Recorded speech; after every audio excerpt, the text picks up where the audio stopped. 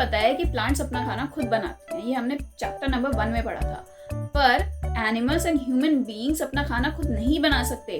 वो दूसरे प्लांट्स पे निर्भर रहते हैं या फिर प्लांट्स खाने वाले एनिमल्स पे निर्भर रहते हैं।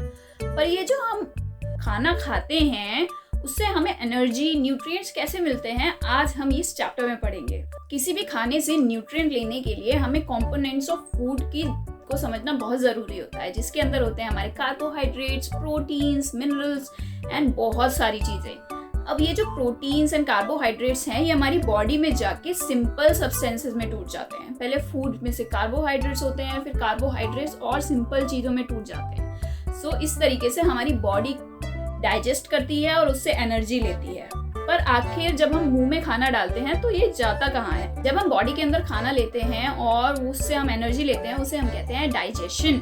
अलग अलग तरीके के एनिमल्स अलग अलग तरीके से डाइजेशन करते हैं और अलग अलग तरीके की चीज़ें खाते हैं। लाइक स्नेक्स अपना जो प्रे होता है, यानी जिस भी एनिमल को वो खाता है वो उसे पूरा निगल लेता है। हमिंग बर्ड नेक्टार चूसती है। जो ह्यूमन बॉडी का सिस्टम होता है उसमें हम मुंह से खाना खाते हैं, सारे न्यूट्रिएंट्स हमारी बॉडी एब्जॉर्ब करती है और ये जो वेस्ट बचता है वो हमारी बॉडी से बाहर आ जाता है। पर इस बीच में ये जो पूरा एरिया है इसके अंदर ऐसा क्या होता है जिससे ये सारी चीज़ें हो पाती हैं? सबसे पहले हमारा होता है माउथ, देन फूड पाइप, उसके बाद होते हैं हमारे स्टमक, फिर स्मॉल इंटेस्टाइन, फिर लार्ज इंटेस्टाइन जो खत्म होता है रेक्टम पे, और देन एनस। सो ये होता है हमारा पूरी बॉडी का सिस्टम, जिसे हम एक एक करके तोड़ तोड़ के बड़े आराम से पढ़ेंगे कि क्या होता है और किस किस चीज़ का क्या क्या फंक्शन होता है। सबसे पहले होता है हमारा माउथ। सो माउथ के अंदर हमारी 3 चीज़ें होती हैं। सबसे पहला होता है सलाइवा, जो हमारा थूक होता है उसे हम कहते हैं सलाइवा।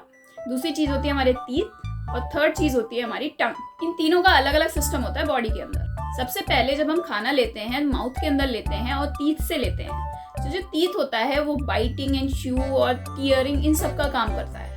जब भी हम कोई बाइट मुंह के अंदर लेते हैं तो आप मुझे कमेंट सेक्शन में बताइए कि कौन से टीथ आपके कट करने का काम करते हैं, कौन से टीथ आपके च्यू करने का काम करते हैं और कौन से टीथ आपके टीयर करने का काम करते हैं। दूसरी चीज़ होती है हमारी टंग।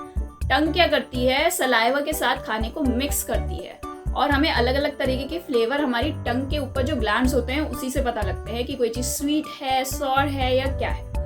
तो इस तरीके से हमारा पूरा माउथ काम करता है। फिर उसके बाद हमारा आता है इससे नेक्स्ट फूड पाइप। जब हम खाने को निगल लेते हैं तो वो फूड पाइप के थ्रू नीचे जाता है हमारे ऑर्गन्स में। तो जो फूड पाइप होता है उसका काम होता है हमारे खाने को माउथ से स्टमक तक लेके जाना।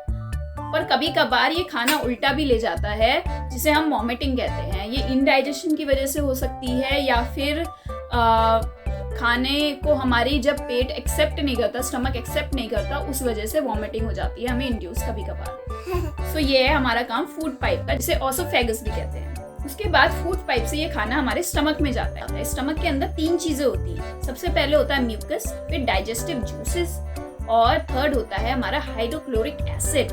सो ये जो तीनों चीजें हैं वो मिलके हमारे खाने को डाइजेस्ट कर पाती हैं। म्यूकस से हमारा जो स्टमक होता है उसकी थिक वॉल्स बनती है ताकि खाना प्रोटेक्टेड रहे। सेकंड होता है हाइड्रोक्लोरिक एसिड। हाइड्रोक्लोरिक एसिड जो खाने के साथ हमारे बैक्टीरिया पेट में चला जाता है उसे किल करता है। और थर्ड होते हैं डाइजेस्टिव जूसेस, ताकि पेट में हमारा खाना आराम से डाइजेस्ट हो सके, इस वजह से डाइजेस्टिव जूसेस होते हैं।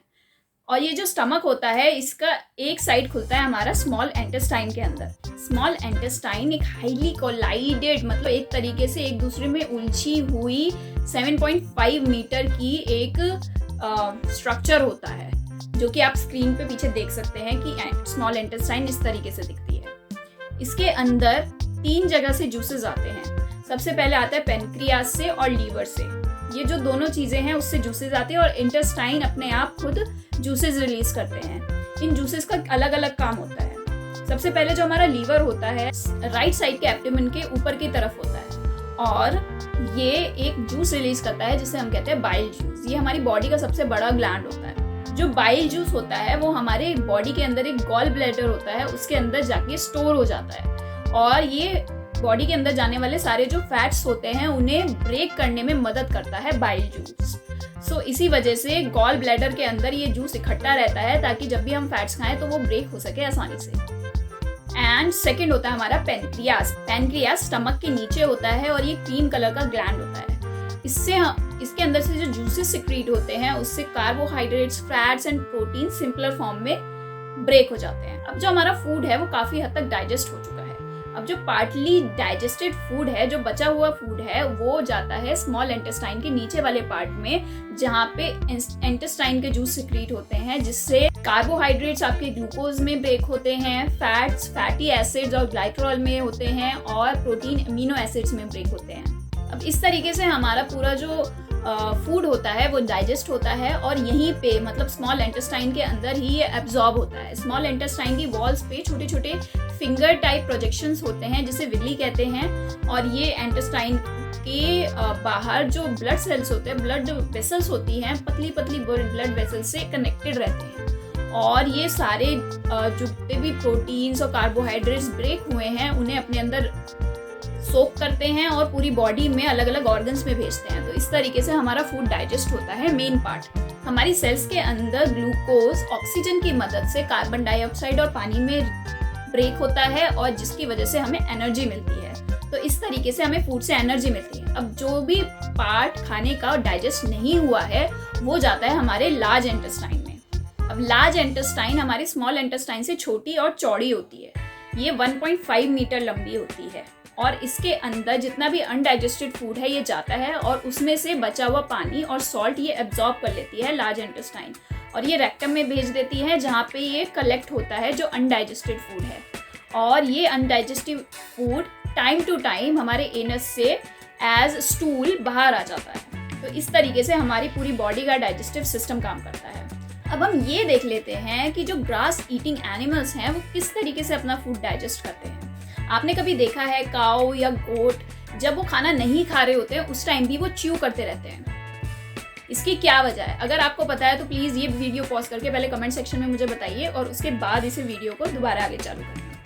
क्या होता है, काउज होती हैं, गोट्स होती हैं, जो भी ग्रास ईटिंग एनिमल्स होते हैं वो एकदम से जल्दी जल्दी स्वॉलो कर लेते हैं अपने फूड को। स्टमक से अलग एक पार्ट होता है, उसे कहते हैं रूमिन। स्टमक उनके दो पार्ट में डिवाइड होता है। एक रूमिन होता है, रूमिन के अंदर ये सारा का सारा फूड चला जाता है, और उस जगह ये पार्शियली डाइजेस्ट होता है, जिसे हम कट कहते हैं, और ये कट बार बार ऊपर आता है, जिसे वो च्यू करते हैं अच्छे से डाइजेस्ट करने के लिए, और ये बाद में स्टमक में जाता है। ग्रास के अंदर सेल्यूलोज होता है, जो कि सिर्फ ग्रास ईटिंग एनिमल्स ही एब्जॉर्ब कर सकते हैं। हम ह्यूमंस और एनिमल सेल्यूलोज को एब्जॉर्ब नहीं कर सकते। इस वजह से ग्रास ईटिंग एनिमल्स आराम से ग्रास खा पाते हैं, सिर्फ और सिर्फ जो स्टमक के अंदर ह्यूमन होता है उस पार्ट की वजह से। अब जो वन सिंगल सेल्ड ऑर्गेनिजम्स होते हैं वो किस तरीके से खाना खाते हैं, हमारा एक एग्जाम्पल है अमीबा। अमीबा पानी में रहने वाला एक सिंगल सेल्ड ऑर्गेनिज्म है जो कि खाना खाता है। वो किस तरीके से खाना खाता है, उसके बॉडी स्ट्रक्चर कैसा होता है, एक सेल मेम्ब्रेन्स होता है, मतलब इस तरीके का उसका बॉडी स्ट्रक्चर होता है, जैसे आप पीछे देख सकते हैं। उसके अंदर बीच में एक न्यूक्लियस होता है, और ये फिंगर टाइप प्रोजेक्शंस निकालता है अपनी पूरी बॉडी में से। उसके अंदर बीच बीच में वैकल्स होते हैं बबल लाइक शेप के, और ये प्रोजेक्शंस निकालता है अपने हैंड्स, या उसे हम फीट भी मान सकते हैं और हैंड भी मान सकते हैं, इस तरीके के प्रोजेक्शन निकालता है, जिसे स्यूडोपोडिया कहते हैं। जब स्यूडोपोडिया होता है वो जो लिविंग ऑर्गेनिज्म होते हैं छोटे, उन्हें लेता है और उसे खाता है। वैक्यूल्स होता है उससे बाहर निकाल देता है, जो भी अनडाइजेस्टेड रहता है। तो इस तरीके से अमीबा अपना खाना खाता है। सिंगल सेल्ड ऑर्गेनिज्म भी अपना खाना खाए बिना नहीं रह सकते। तो इसी वजह से फूड और न्यूट्रिशन बहुत इंपॉर्टेंट पार्ट है हमारी लाइफ का, और हमें बहुत ध्यान रखना चाहिए कि हम क्या खा रहे हैं, और हमें हमेशा न्यूट्रिशियस खाना खाना चाहिए। सो ये था आपका पूरा चैप्टर। अगर कोई भी क्वेश्चन है तो आप कमेंट सेक्शन में मुझसे पूछ सकते हैं। Bye bye.